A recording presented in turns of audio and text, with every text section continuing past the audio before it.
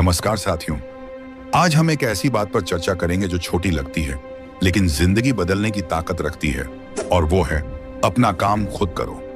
जब आप अपना काम खुद करते हैं तो आप सिर्फ एक काम नहीं कर रहे होते, आप जिम्मेदारी उठा रहे होते हैं। ये वही लोग होते हैं जो कहते नहीं करके दिखाते हैं। जो लोग अपना काम दूसरों पर टाल देते हैं वो अपने सपनों को भी टालते हैं, लेकिन जो अपने छोटे छोटे काम खुद करते हैं, जैसे सुबह बिस्तर समेटना, अपनी चीजें संभालना, समय पर काम करना, वही लोग बड़े बड़े कामों में भी सफल होते हैं। तो चलिए एक कहानी के माध्यम से समझाता हूँ। उत्तर भारत के एक छोटे से गांव में अर्जुन नाम का एक लड़का रहता था। उसका परिवार बहुत साधारण था। पिता रामलाल खेती करते थे और माँ सावित्री गृहिणी थी। अर्जुन अपने माता पिता का इकलौता बेटा था और बचपन से ही उसमें कुछ अलग करने की चाह थी। गांव के ज्यादातर लोग आराम तलबी जिंदगी जीते थे। थोड़ी सी परेशानी होते ही वे दूसरों पर निर्भर हो जाते थे, कभी सरकार पर, कभी रिश्तेदारों पर, तो कभी भगवान पर। लेकिन अर्जुन का मन कुछ और कहता था। वह मानता था कि अगर जीवन में आगे बढ़ना है तो हर इंसान को अपना काम खुद करना सीखना होगा। जब अर्जुन 10वीं कक्षा में था तब उसकी मां गंभीर रूप से बीमार हो गई। पिता खेत में व्यस्त रहते थे और गांव में अच्छी स्वास्थ्य सुविधाएं नहीं थीं। अर्जुन को किसी रिश्तेदार की मदद की उम्मीद थी, लेकिन कोई नहीं आया। सबने यही कहा, हमारे पास भी बहुत काम है। अर्जुन ने तब एक बड़ा निर्णय लिया। वह खुद अपनी मां को शहर के अस्पताल ले गया। साइकिल पर 15 किलोमीटर का सफर तय करके वह मां को डॉक्टर के पास ले गया। इलाज के बाद मां धीरे धीरे ठीक होने लगी। यह अर्जुन की जिंदगी का पहला बड़ा सबक था। अगर तुम अपने लिए नहीं खड़े हो सकते तो कोई और क्यों करेगा। इस घटना ने अर्जुन को बदल दिया। उसने यह तय किया कि अब वह कभी किसी पर निर्भर नहीं रहेगा।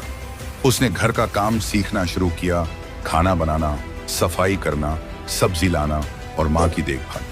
साथ ही पढ़ाई में भी उसने अपना ध्यान केंद्रित रखा। कुछ सालों बाद उसने इंटर पास किया और शहर जाकर ग्रेजुएशन के लिए दाखिला लिया। वहां शुरू के दिन बहुत कठिन थे, न कोई जान पहचान, न पैसा और न रहने का ठिकाना। लेकिन अर्जुन ने हार नहीं मानी।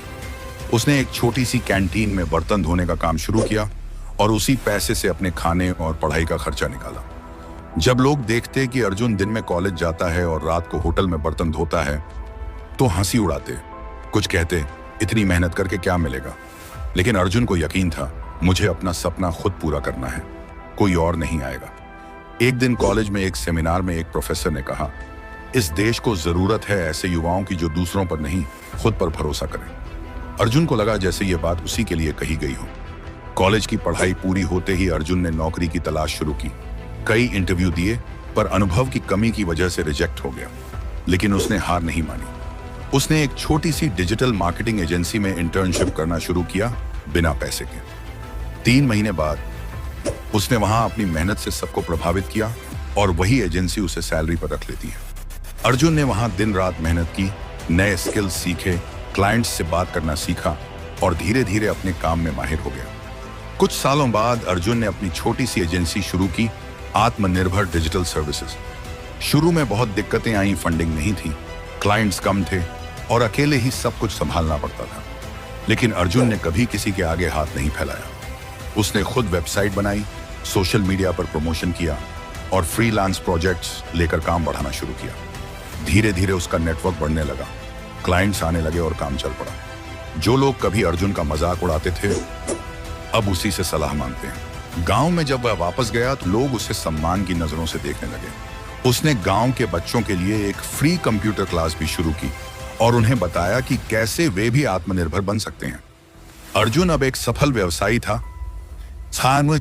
वह हर साल गांव आता, अपने माँ पिता की सेवा करता और गांव के लिए कुछ न कुछ करता रहता। एक दिन एक बच्चा उससे पूछता है, भैया आप इतने सफल कैसे हुए।